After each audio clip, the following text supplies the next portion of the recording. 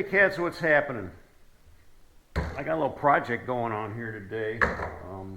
It's not exactly warm out here in the man cave, but it's something we've been needing around the house for a while, and I need to do a little work on it. I don't know if you've ever been to the Habitat for Humanity. We have a Habitat store in our town, and we went there and picked this thing up for $40. Now, what is it? It's an old entertainment center. You know, it was set up for TV and everything. These panels slide back in. It had that shelf over there down in the bottom, and it had like a TV mount with a thing where you could spin the TV. And of course the back panel had the whole cut, because it's for the old TV, that had that big thing that stuck out the back that could go through the hole there. But we need a pantry, so to speak, to put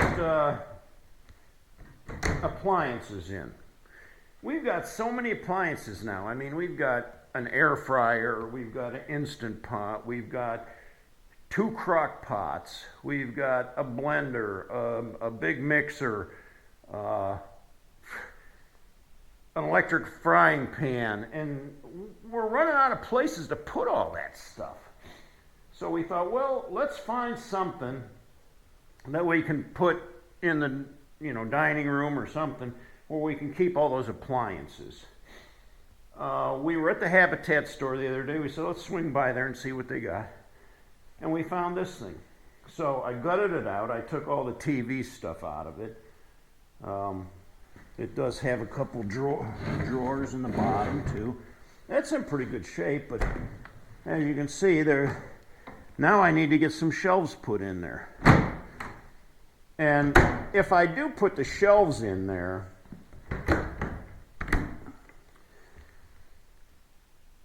these pocket doors won't slide back in anymore, but they'll still work like regular doors. So I think it's going to be very functional for us. So I went to the big orange store this morning, and I got a sheet of like 3/4 plywood for the shelving. I just finished making these brackets for the shelf, so I've got some little screw holes countersunk there. Those will screw on the inside, and once I cut the shelves, the shelf will sit on these. And then I also have, and unfortunately I had to buy a whole sheet of this stuff, which I don't need the whole sheet, but this will be for the back of the unit to it'll cover up this whole back then. And then after I get it all done, my wife says, well, how are you going to get it in the house? I mean, I just slid it off the tailgate of the truck in the garage here. And I said, well, that's a good question, because she's unable to help me lift anything like that. I might have to get my buddy Buzz to come over and give me a hand with that. But in the meantime, I got a truck, a hand truck from Harbor Freight. Haven't even taken the wrapper off of it yet. But that's what that's for. I can strap that onto the dolly and wheel it up to the house, and I don't know if I'll be able to get it up the steps by myself. But I'll try. I'll give it my best effort. Where there's a will, there's a way, you know. So anyway, yeah, I'm using the wood shop today in here, or I've turned the bike shop into a wood shop, so the Harley's going to get some dust on it. I'm going to have a cleaning job when I'm done, because when I use the saw here, it blows dust all over everything. Well, Buzz, I'm going to let you off the hook this time. I'm not going to need your help. I don't want to hurt your back or anything, but I was able to get this thing in here by myself, thanks to the hand truck that we got. $40 at the Restore. And it's got plenty of room for all of our appliances and then some. So we got some more things to put in here.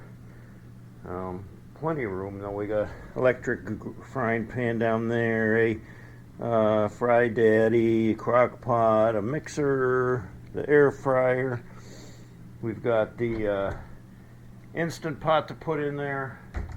I don't know, a whole bunch of other things too. Looks pretty good. Fit right in here next to the wood burner. So that'll be real handy, and it'll make my wife happy too, because now she's got a lot of room to in her other cupboards, because all those appliances were taking up tons of space in our kitchen. Our kitchen doesn't have that much cupboard space, and when you put all these appliances in those cupboards, it takes away from space where you can put other things. So yeah, the old hand truck came in handy. I slid her right up under the piece of furniture there, put my web straps around there, cinched them down real tight, both on the bottom and the top, so it wasn't going anywhere. Kicked it way back up, carried it in the house. The steps were a little tricky. I had to, I couldn't like wheel it up the steps. It doesn't have a stair climber on it. But I was able to tip it back. Ooh, it's bright out here. The sunshine on this snow. You got to have some really good sunglasses. I was able to tip it back, and the thing actually made it all the way up there, so all I had to do was lift it up and slide it onto that landing. And then it was a little tricky working it around, but then I was able to get it up here and walk it up and get it up on the porch, and then I wheeled it with the dolly right into the house. Piece of cake. Well, I wouldn't say it was easy, but I did it.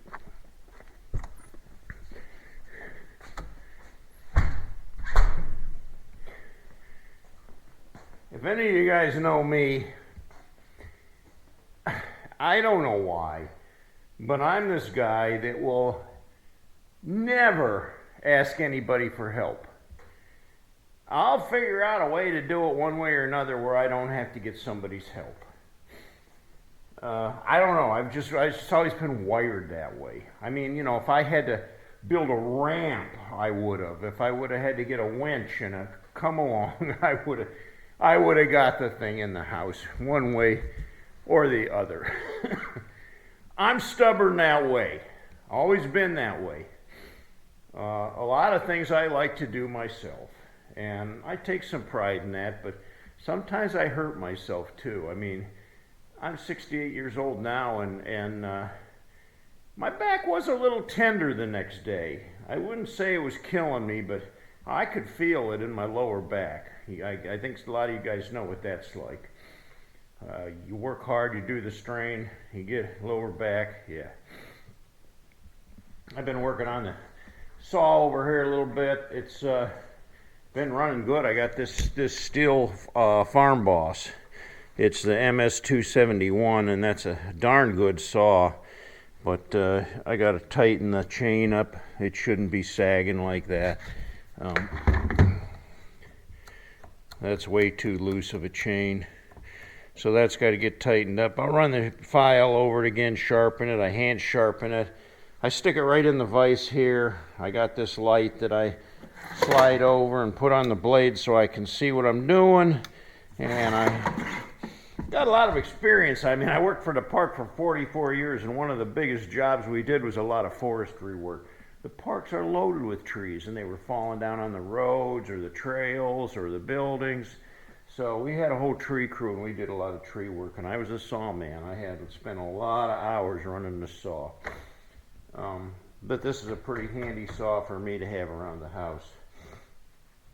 So I cut this big tree down the other day that was covered with poison ivy. It was a big pain in the neck, and I was able to get another pretty much full truckload of wood, and I've been using it now because the temperatures are been really cold. You know, I think last night it got down to 2 degrees, So, yeah, pretty chilly around here. Well, thanks for watching the video today. I hope you enjoyed it. Something a little different. You know, it didn't have nothing to do with motorcycles, unfortunately. I couldn't find any way to tie it to my motorcycle and drag it in the house, or I would have. So thanks for watching, guys. Give me a thumbs up if you liked the video. And if you haven't yet, subscribe to the channel. Yeah, get on board, man. Hey, you're going to like it. All right, cats, until next time, ride hard and die free.